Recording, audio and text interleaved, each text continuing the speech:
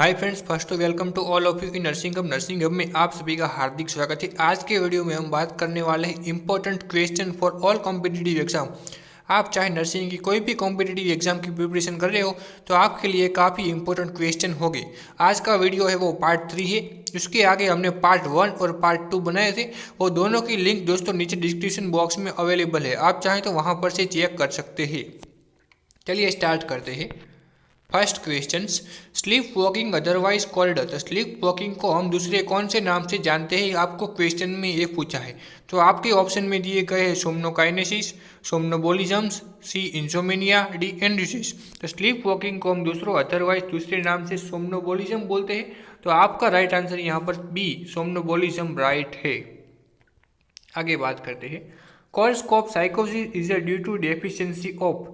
कोर्सकॉप साइकोसिस है वो किसकी डेफिशिएंसी से होता है, आपको क्वेश्चन में ये पूछा है। तो आपके ऑप्शन है यहाँ पर vitamin B1, vitamin B2, vitamin B3, vitamin B12। तो कोर्सकॉप साइकोसिस है वो विटामिन B1 की डेफिशिएंसी यानी थायमिन डेफिशिएंसी से होता है, और विटामिन B1 को थायमिन भी बोलते हैं।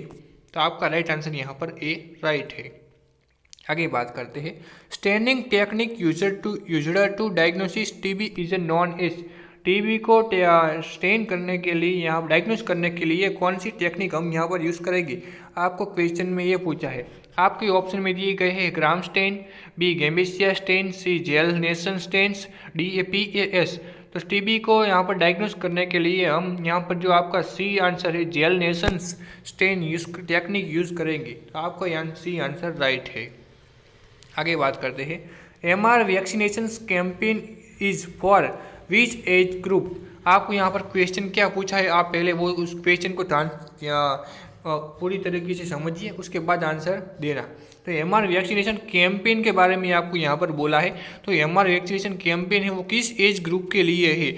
आपको यहाँ पर मीजल्स और रूबेला की वैक्सीन के बारे में नहीं पूछा, पूरा कैंपेन के बारे में पूछा है। तो आपको यहाँ पर ऑप्शन में दिए गया है फर्स्ट तो 9 month, option B between 9 month and less than 15 year, option C between 16 to 18 month, option D between two 6 month to 15 year. तो MR वैक्सीनेशन कैंपेन है वो है between 9 month and less than 15 year के लिए है। तो आपका राइट आंसर यहाँ पर बी आंसर राइट है। आगे बात करते हैं। Fat present in stool is a term as. तो आप पर स्टूल में फैट प्रेजेंट होता है उसको हम क्या बोलते हैं, आपको यहाँ पर टर्म पूछी है। तो आपका राइट आंसर क्या है, आपको ऑप्शन में दिए गए हैं diarrhoea, option B pyorrhoea, option B steatorrhoea, option D melaena. तो स्टूल में फैट प्रेजेंट होते हैं उसको हम स्टेटोरिया बोलते हैं। आपका राइट आंसर यहाँ पर सी आंसर राइट है। और स्टूल में ब्लड प्रेजेंट होता है उसको मेलिना बोलते हैं। तो आपको जो यहाँ पर ऐसा होता है क्वेश्चन की blood present in stool is a called, तो आपका राइट आंसर यहाँ पर मेलिना डी राइट होता। आगे बात करते हैं। Which among the following is a richest source of vitamin B12। इनमें से विटामिन B12 का सबसे अच्छा स्रोत कौन सा है। आपको यहाँ पर न्यूट्रिशन का इंपॉर्टेंट क्वेश्चन यहाँ पर बन जाता है विटामिन B12 के लिए। आपको ऑप्शन में दिए गए हैं meats and dairy products, option B grains, option C green leafy vegetables, option D mushroom. तो विटामिन B12 का सबसे अच्छा स्रोत है वो है मीट्स एंड डेयरी प्रोडक्ट्स। तो आपको यहाँ पर ए आंसर राइट है। आगे बात करते हैं। Which of the following sign of the pyloric stenosis. यहाँ पर पाइलोरिक स्टेनोसिस का यहाँ पर आपको फॉलोइंग साइन पूछा है। Option A regurgitations, option B steatorrhoea, option C projectile vomiting, option C tenesmus. तो आपको पाइलोरिक स्टेनोसिस का यहाँ पर जो फॉलोइंग साइन है वो प्रोजेक्टाइल वॉमिटिंग है। तो आपका राइट आंसर होगा projectile vomiting. Pernicious anaemia is a deficiency of. तो पर्सिनियस एनीमिया है वो किसकी डेफिशिएंसी से होता है, आपको ये पूछा है। ऑप्शन दिए गए हैं vitamin B12, vitamin B6, C folic acid, D vitamin B2। तो पर्सिनियस एनीमिया है वो विटामिन B12 की डेफिशिएंसी से होता है। तो आपका राइट आंसर यहाँ पर ए आंसर राइट है। आगे बात करते हैं। Algophobia means fear of. तो एल्गोफोबिया है उसमें किससे फियर होता है, आपको ये पूछा है। Option A pain, option B thunder, option C insects, option D stranger. तो एल्गोफोबिया में भी पेन से फियर होता है। तो उसका आपका राइट आंसर यहाँ पर पेन राइट है। आगे बात करते हैं।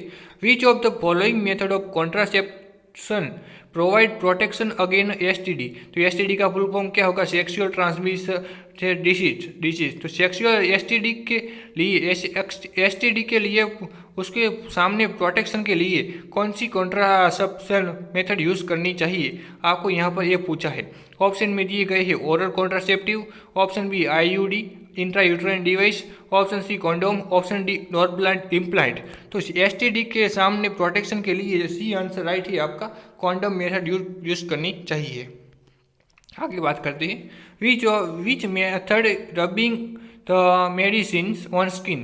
तो स्किन में हम रबिंग करके जो मेडिसिन पेशेंट को यहाँ पर यूज़ करते हैं, तो आप यहाँ पर कौन सा आंसर राइट होगा, इसका जो आपका आंसर है वो आपको कमेंट बॉक्स में कमेंट करके ज़रूर बताना है। आप चाहे तो इसके नोट डाउन कर लीजिए या स्क्रीनशॉट ले लीजिए, आपको जो वीडियो के लास्ट में आपको कमेंट करके बताना है। आगे बात करते हैं। तो patient is a left side paralysis, the nurse should document this conditions. तो पेशेंट को लेफ्ट साइड पैरालिसिस है, तो नर्स कौन सी कंडीशन को डॉक्यूमेंट करेगी? आपको ऑप्शन में दिए गए हैं monoplegia, option B hemiplegia, option C paraplegia, option D quadriplegia. तो लेफ्ट साइड पैरालिसिस है उसको क्या बोलते हैं? लेफ्ट साइड पैरालिसिस है उसको हेमीप्लेजिया बोलते हैं। तो आपका राइट आंसर यहाँ पर बी आंसर राइट है, hemiplegia. After call the help the next nursing action is a pulseless and breathless patient is. जो कोई भी पेशेंट को हेल्प की ज़रूरत है, उसने नर्स को बुलाया है और वो पेशेंट को पल्सलेस और ब्रीथलेस है, उसको पल्स नहीं आ रही और सांस लेने में दिक्कत हो रही है, तो नर्स की उसके बाद एक्शन क्या होगी? आपको यहाँ पर नर्सिंग एक्शन पूछी है। आपको ऑप्शन में दिए गए हैं open the airway, B give the patient oxygen, C start chest compressions, D ventilate the with a mouth to mask device.